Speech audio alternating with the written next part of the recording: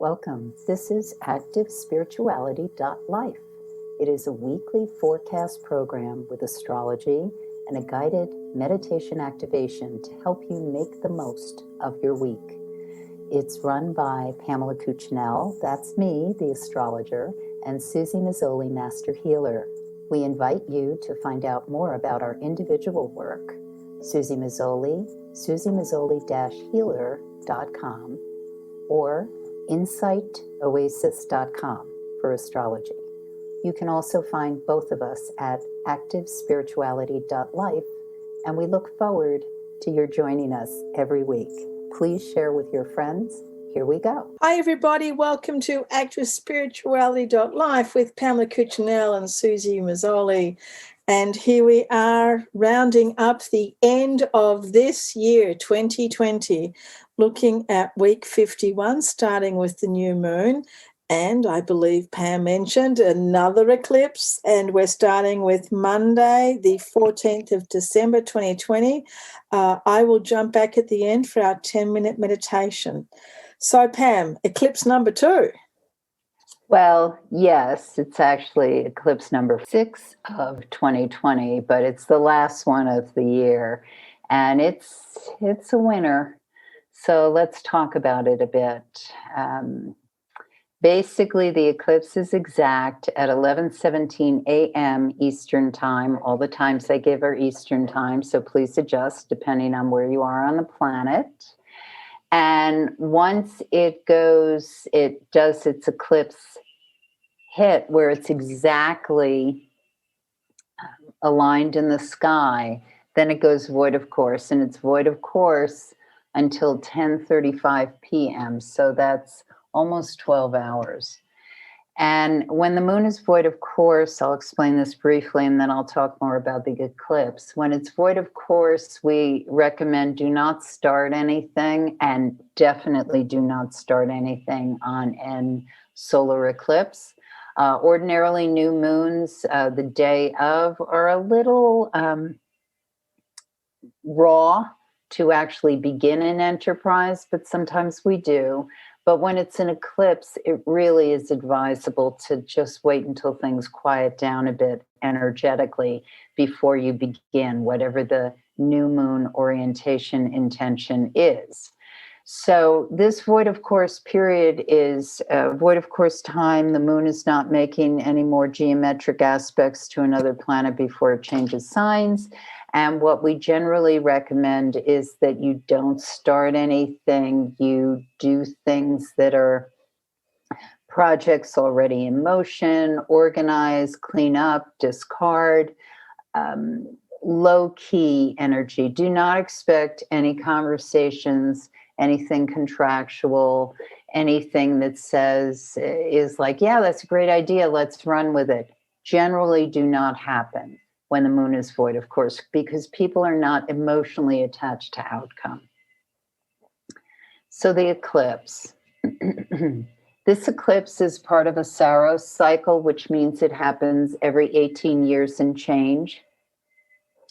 And so if you look back in time to what was going on for you 18 years ago and a bit at this point in time, December, it will tell you what that eclipse is feeling like at this point in time. It may be a kind of not really much of anything.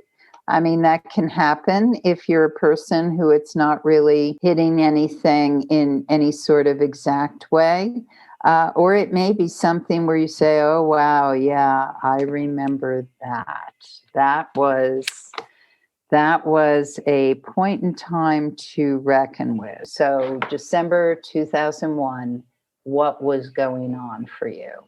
And that will remind you what this was about. Now, what's interesting, and I'm not going to talk about him at length, it's on my blog, but what's interesting is this eclipse triggers Donald Trump's eclipse that he was born with, the Sag-Gemini opposition.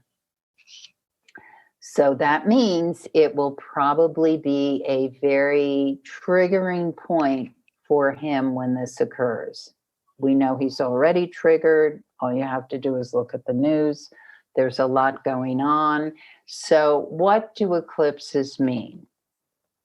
Well, in general, eclipses, especially the new moon solar eclipse, generally what they mean is that a door is open. We see a glimpse of something, a revelation, something occurs that gives us some information that we did not have. And when that happens, we may engage. It may be something that's very volatile. It may be something that shakes up a situation that happens to be happening, or it may be we don't even quite notice it and we might think about it in retrospect. Oh, yeah, that was going on when this ended up happening. So it depends on whether it touches a point in your horoscope exactly. It's happening at 23 degrees. Sagittarius, 8 minutes. That's the actual where the new moon is. But this is also going to touch a point in your horoscope if you've got 23 degrees and on of a any mutable sign, Gemini, Virgo, or Pisces, because you are getting that hit from it. So angles, planetary points, these are things to look at if you have your personal horoscope. The other thing is that it's lighting up or it's activating the area of life that Sagittarius Gemini falls in your horoscope. So if you know where that is, it's just of interest to pay attention what's going on late degree of those signs in your personal horoscope. But overall, this eclipse it has a lot of tension with it. When we look at it historically, we can see that it has to do with events that are a bit fraught, stressful.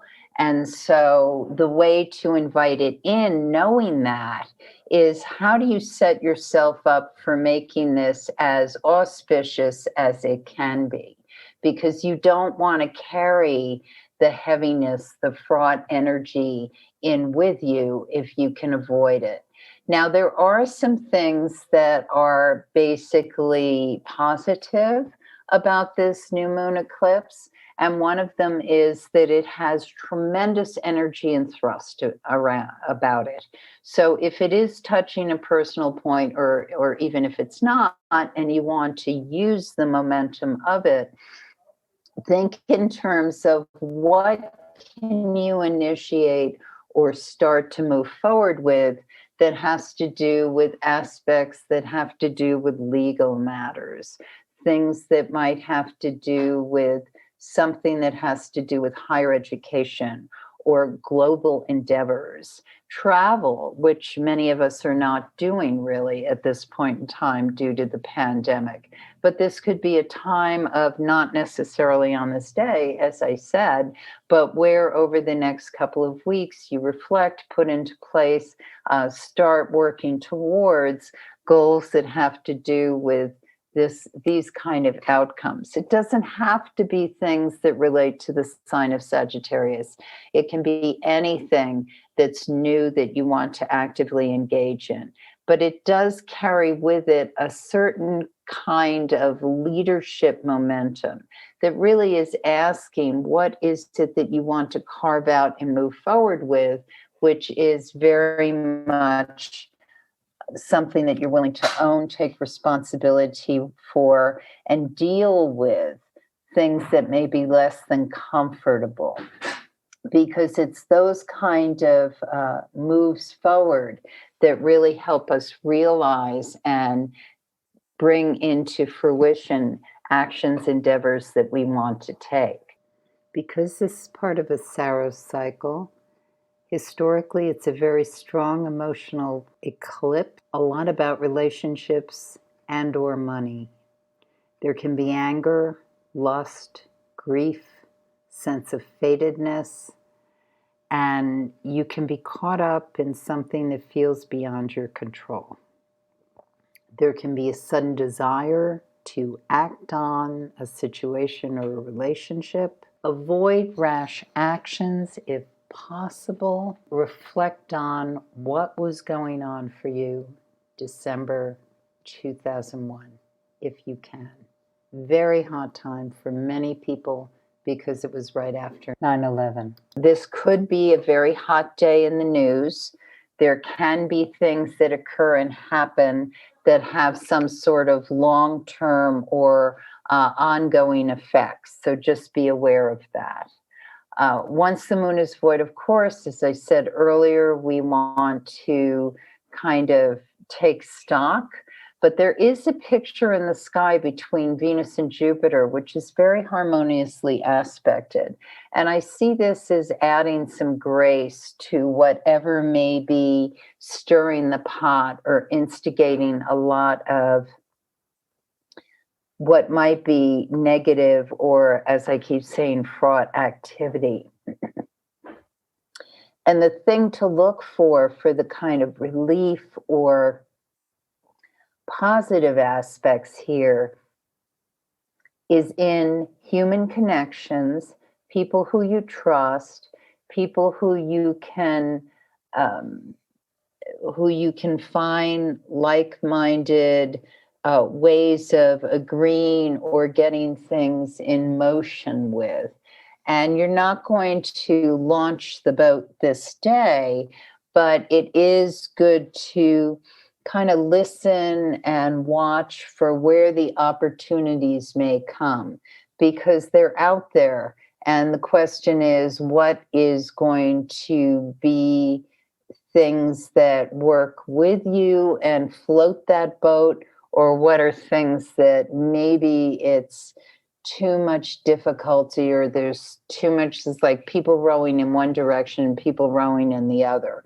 So you want to look for allies. Allies are out there, especially if you're particularly triggered or feel as though this eclipse is touching off something um, or instigating something that doesn't feel very comfortable for you. Then look for the allies. Look for the people and situations, investments that basically have your back and are on your side with this, because it's out there. It's just that part of the nature of this kind of haziness with the eclipse is that we may not really see what that looks like. Again, eclipses, often when they happen, the sky is obfuscated. There may be cloudiness as opposed to clarity, depending on where you are. So often the day is a bit cloudy and obfuscated because what's happening is the moon is actually passing in front of the sun from our perspective. So what's happening is some of us may see it depending on where we are on the planet. And for others, it just may look like it's a cloudy day and we're not really perceiving what's going on. So that level of cloudiness, confusion can carry over in our perceptions of what reality is. But what I'm saying is that we do have opportunities available to us, all of us do. It's just, are you going to be clouded by your perception of what's there so that you don't see what could be possible? And so it's important to leave openings in consciousness so that you're not overwhelmed by what seems to be reality, and you're able to access what can be possibilities. So the moon enters the sign of Capricorn at 10:35 p.m. And once this happens, it sets up energetically a lot more possible momentum than we had on the day itself. It's a working moon. It's in the sign of Capricorn. So it's roll up your sleeves, let's get down to it. Plus, the other thing that happens is there's a picture in the sky between Mercury and Mars, which really facilitates and allows a lot of direct communication. So if things felt confused or weren't flowing the way you thought they should have or might have, suddenly there's access you can have to connecting and following up, and the emails are coming in, and people are responding to their texts, and there's a lot more emotion that starts to occur. On the 15th, the way is clear. The moon in the sign of Capricorn really sets up a lovely energy about let's get to it, let's make things happen, let's forge alliances and take responsibility and move. So all the noise and craziness and like self-destruction that might have happened the day before, hopefully not you or people you're working with, but there was that kind of stuff that may have been shooting off for some people. And the 15th, 16th is about hunker down, do the work, make it happen. So this is really moving, this energetically, the way it can kind of cut through all the noise, distractions, quite honestly, bullshit, that may have been in front of you or muddying things up. Now you can really move through it, see what it is. Everybody sees what it is. And so there's the ability to take action, sign the dotted line, make things happen is so very strong and directed on both the 15th and the 16th. The thing to notice on the 16th is there might be some short tempers, people who get into arguments mid-morning, early morning. Don't engage in things that are petty or going to throw you. Stay alert when you're on the road, because some people, they take it out with their cars, and just do what needs to be done so that you recognize if the anger or grievance is happening with you. See how you can channel it in the most constructive ways, because anger is useful when it lets us know what we need to act against or with, but it's paralyzing if it goes off too fast or shoots in the wrong direction or is not used as fuel for whatever it is we want to make happen. Very powerful afternoon for people who know exactly what they want and where they're going. May that be you. So on the 17th, the moon goes void, of course, just after midnight in the wee hours, 12:34 a.m., and it enters the sign of Aquarius at 1:27 a.m. Now, this is according to my calendar around the season of Hanukkah. So blessings to you all who honor and focus on that. But this particular day, the 17th and then the 18th, are days that, again, carry this nice momentum of being able to actualize intentions of what that new moon was offering. So that's why it's so important to be crystal clear that your intentions truly do dovetail with what you want, and you're not kind of triggered and thrown by someone else's demands or derailing, so that you stay clear on what it is you're building for and making happen. 17th and 18th, excellent days for networking, connecting with people who are going to move that idea or thought forward. Excellent for anything that has to do with computer, internet, communication. Really, really strong days for these things. And the other thing is that Saturn has gone back into Aquarius as of the 17th, just after midnight, 12:03 a.m. So that's setting us up for the winter solstice talk that I'll do next week, when Saturn and Jupiter are both in Aquarius and have the conjunction, something that has not happened since the 1200s. So we'll get there. On the 18th, as I said, another very strong day, networking, launching things, getting the boat out into the waters, doing the things that have to do with new connections and intentions and endeavors. So on the 19th, the moon goes void of course at 3:45 a.m. and it enters the sign of Pisces at 7:39 a.m. And once it goes into the sign of Pisces, now we're moving towards what energetically happens and builds up as we get to the winter solstice.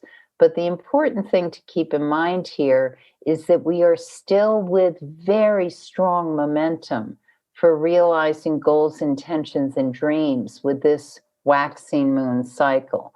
The moon in Pisces is working beautifully with everything that is coming off from that waxing moon cycle. So we're at a point where we can really reflect, kind of consider, what was my intention? How is it coming off? Do I have everything I need? One thing to keep in mind on the 19th is we may find that some of the people or investments we thought were on board with whatever we're doing aren't necessarily working the way we thought they would. So they might need to be tweaked a bit, not necessarily thrown out, but we need to make sure that our goals, intentions, and what we're bringing in are being recognized so that we're feeling we're getting give take happening in an equal way. Jupiter enters the sign of Aquarius. So now we've got both Saturn and Jupiter in Aquarius moving towards the conjunction on the 21st. This is really excellent about what I will continue to talk about and you can read about, of the 200-year cycle that's going to be about air, innovation, ideas, collaborations, communications. That's where the economic strategy and integrity is going to be from this point on. The 19th, as I said, very strong day for initiating and building, as is the 20th. Moon is in Pisces, so be sure to do reflection, recharge time. This gives you more energy, more direction. It's kind of like you don't really have to work as hard as you think you might. Water sign people get this more easily than others sometimes. So the more you kind of relax into it and let it flow, the faster the current goes. And now I turn it over to Suzy. I like to hear you don't have to work that hard. I thought you'd like that. Mm-hmm. I'd like to hear that a lot more in the astrology of like, yeah, you don't need to work that hard. That would be nice for us. So Pam, the key word for this eclipse is? It's dynamic. Dynamic. But you don't have to work so hard. Well, the work on the eclipse comes in with not getting swept up in the tension. Not getting engaged. That's the work of the eclipse. Because there's a lot of fraught, volatile energy. Okay, so that's somewhere where I spend a lot of work with my clients, is the idea of not getting engaged. So let's let that be our meditation today. So I invite everybody, as we do every week, just to find a place of quiet, place of stillness, hopefully a place where you can be sitting down. And remember that these meditations, although we are creating them every week for the week, that they are initiated by the week, that these meditations you can use at any point, on any day, in any week, on any year. So feel free to use them anytime. Take a deep breath. Feel yourself arriving, becoming present and feel yourself just falling into that place of what we like to call neutrality. And in the place of neutrality, we are aware. We are completely aware. We're not asleep. We're not numbed. We're certainly not detached. We are in complete awareness. We see everything.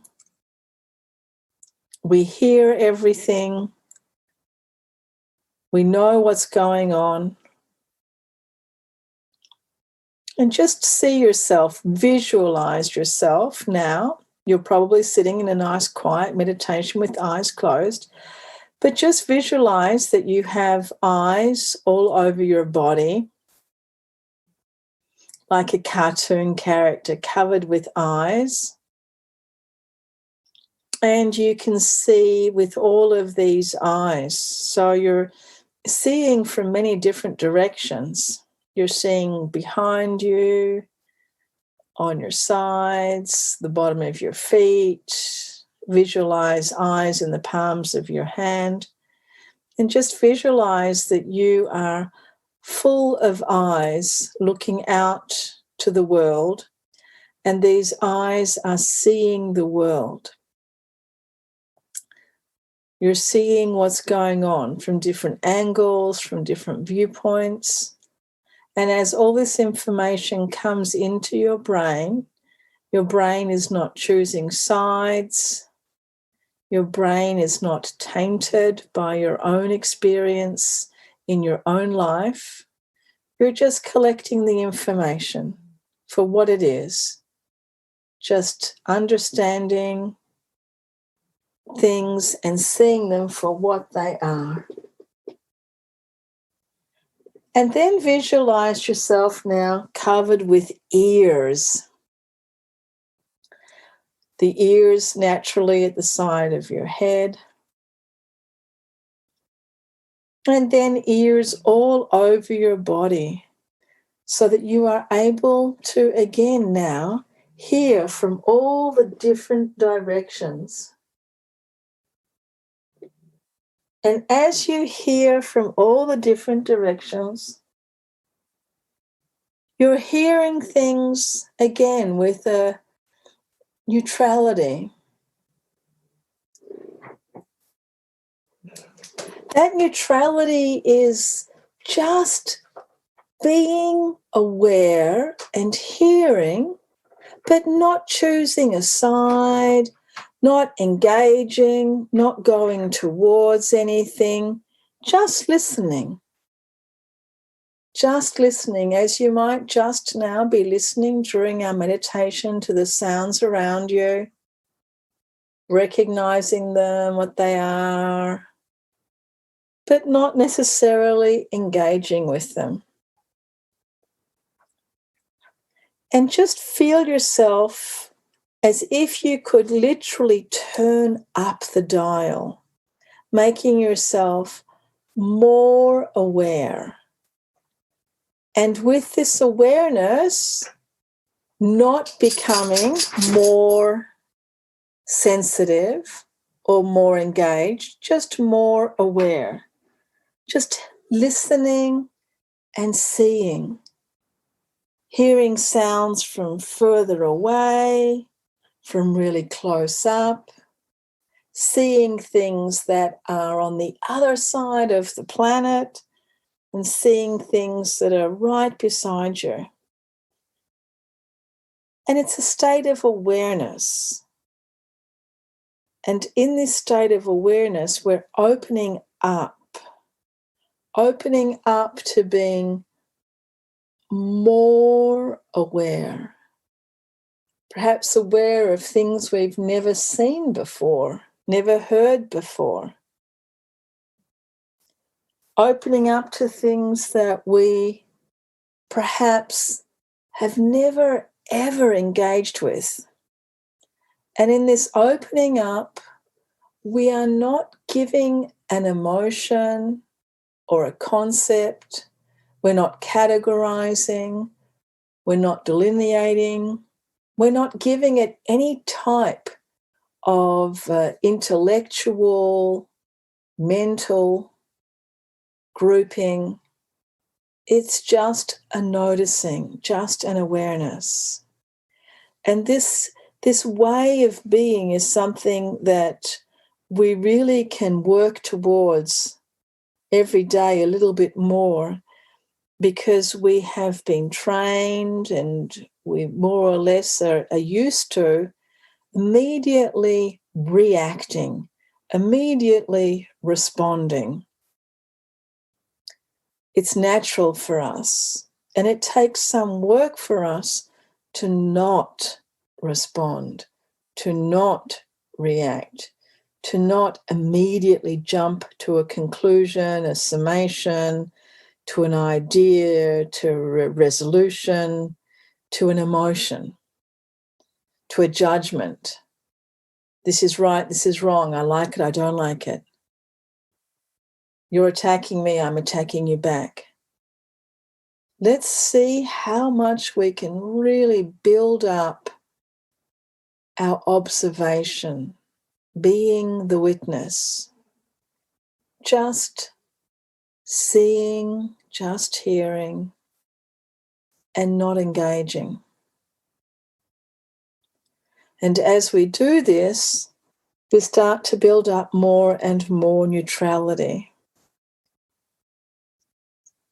And this actually helps us to build up compassion and understanding, because we spend a longer time in that state of not jumping to a conclusion, a longer state, not jumping to a feeling, not jumping into action. And it's very hard, especially if balls are being thrown at us and we're being expected to catch them midair. It's very hard for us if plates are flying across the room and we're trying to catch them. But what happens when we're not catching everything thrown at us? What happens if we can allow things to just hover in the air? What happens if our perception can shift a little bit more, just a little bit more, into that state of awareness and not engagement? When the words are flying, when the tension is high, when there is volatility, when our very survival might even be questioned, how much does it take for us to hold that space? And we can practice in meditation. We can practice in the command of mind, the command of our emotions. We can do a great deal of practice in this state of meditation, so that when we are out there in the so-called living world, when we're out there in the active world, when we're out there with our eyes open and our bodies moving around, we will have this inner, deeper peace, and we will bring this to the situation. We'll be able to take a few deeper breaths, a few slow, longer, deeper breaths, and we'll be able to decide, do I really need to react? Do I really need to engage? Will it resolve the situation, or will it continue the tension? Do I need to enter the drama? And we're so used to being drama queens and kings. We're so used to being out there on the stage. What happens when we have the choice? What happens when we can hold the awareness. Taking a few deeper breaths, allowing ourselves to sit with this awareness, allowing it to spread out. Thank you, everybody, for joining us. Thank you, Pam, for another wonderful week of information for us to go forth. Thanks, everyone, for joining us, and we'll be with you next week as we are slowly coming up to the end of this year. Thanks so much, everyone. Love now. You have been listening to Suzy Meszoly and Pamela Cucinell of ActiveSpirituality.life. If you've enjoyed this program, consider a donation. You can find the link for that, ActiveSpirituality.life. Regardless, we look forward to having you join us again for next week's podcast. Please share and have a great week.